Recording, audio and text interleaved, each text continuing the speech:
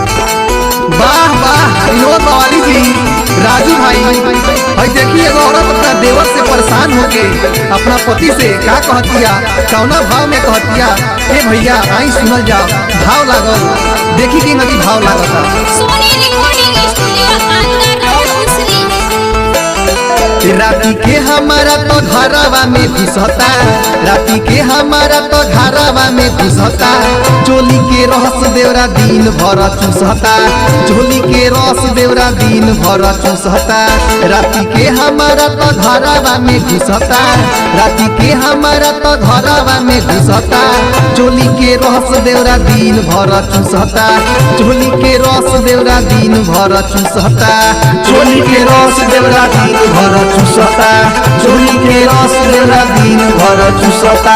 ऐसन बोलिया बोले लुए गोरी, ऐसन बोलिया बोले लुए गोरी, देखो चले जाला गोली, देखो चले जाला गोली, देखो चले जाला गोली, देखो चले जाला गोली।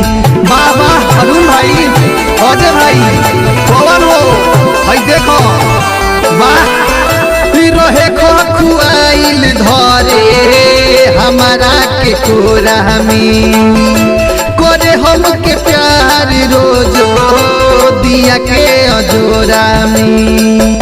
ई राजा जी अब दुख नहीं के साहब जी, एकरा कोनो ना कोनो उपाय करी राजा जी।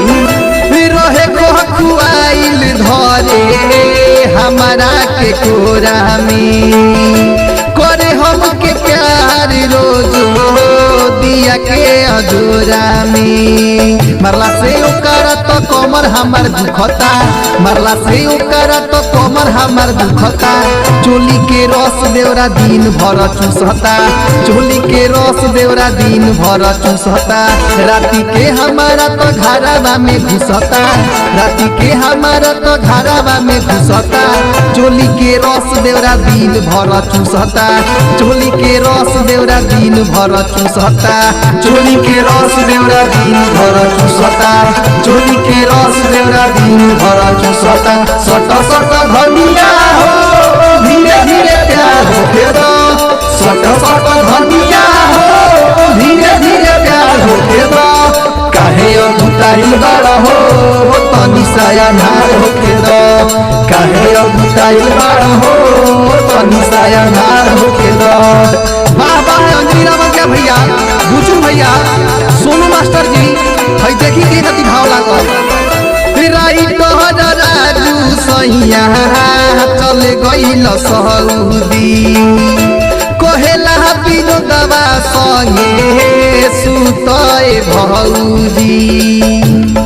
का कही बड़ी परेशान बनी एकरा रहन से ई राजा जी।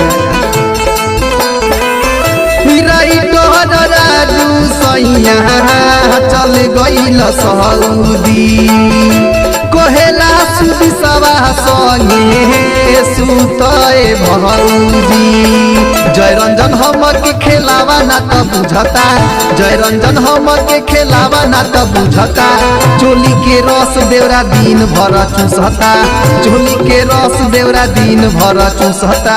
राती के हमारा तो घरवा में घुसता, राती के हमारा तो घरवा में घुसता, चोली के रस देवरा दिन भर चूसता, चोली के रस देवरा दिन भर चूसता, चोली के रस देवरा दिन भर चूसता, चोली के रस देवरा दिन भर चूसता, चोली के रस देवरा दिन भर चूसता, चोली के रस देवरा दिन भर चूसता।